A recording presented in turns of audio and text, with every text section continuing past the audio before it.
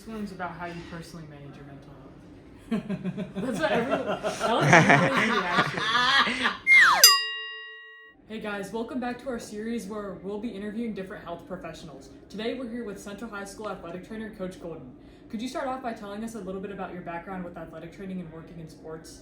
So I've been a licensed athletic trainer since I was 21 years old, so 90s, before, the 2000s. So I've been around a while. I've worked with college sports when I was at Baylor as an undergrad and grad, and then I've been in the high school setting for 27 years. So I've been around all sorts of athletes, high school, middle school, helping take care of their mental well-being, physical well-being, as well as, obviously any injuries that they have. Super cool. How do you think maintaining a balanced diet is important for athletes on the field and their overall well-being? Well, you've got to maintain a balanced diet because it's just like a car. If you don't have gas in it, it's not going to run. And you know how different cars have different kinds of gases that they take, whether it's like 87, 89, 92, premium, leaded, all that. Same thing with your body. If you don't put in the right nutrients or you put in too much junk, it's not going to perform well. So you want to make sure you cut out a lot of the sugars, like the bad sugars, obviously, candy, chips, processed foods. Try to have a more balanced diet with carbohydrates, proteins, fats, and of course it all depends on what activity you do, because some things need more carbs, some things need more protein. So for someone who's struggling to have a balanced diet, what are some of the steps that you recommend to take to improve their diet?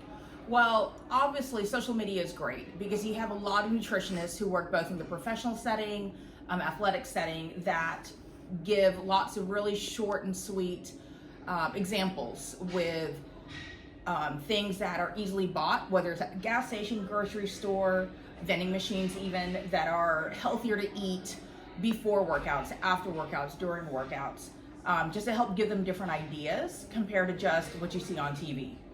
So how do you think regular exercise impacts mental health, and what are some of the specific benefits that you see?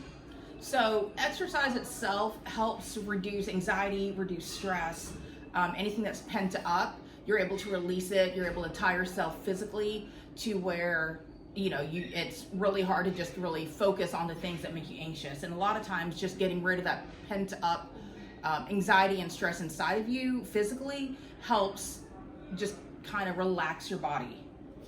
What do you think are some of the common misconceptions about physical and mental health and how they affect each other?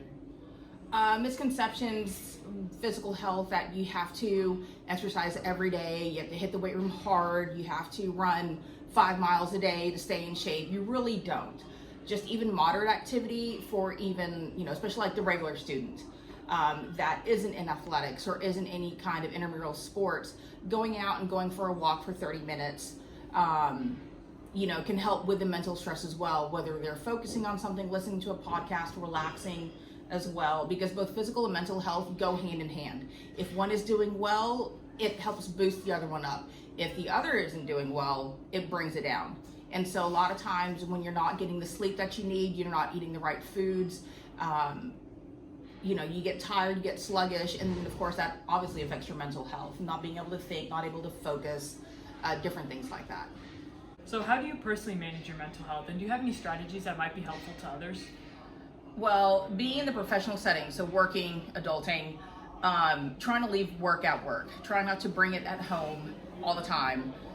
If you were to ask Rory, I'm always working. But I definitely try to leave it at home. I use my phone a lot just to play little, stupid games, but just to check out of work and reality and just kind of focus on just myself and having fun. I read a lot. And so, whether it's on my phone, whether it's the good old paperback, hardback books, naps are great, and hanging out with friends. To close off, can you give us advice to improve mental and physical health? Take time for yourself. Make sure for your physical health, do a little bit of research, whether it's, Google is everyone's friend, but actually make sure that you're looking at legitimate websites, legitimate professionals. You can't believe everything you see on TikTok. Or Snapchat or YouTube or whatever, and just start off small, little things, little extra 5 minutes walking instead of if you're driving and you're going somewhere, park a little bit further away and take those extra steps. Instead of taking the elevator at different places, take the stairs. Instead of grabbing the chips that look really, really good, maybe get a banana or string cheese or something a little bit on the healthier side. Thank you so much, Coach Golden. Absolutely.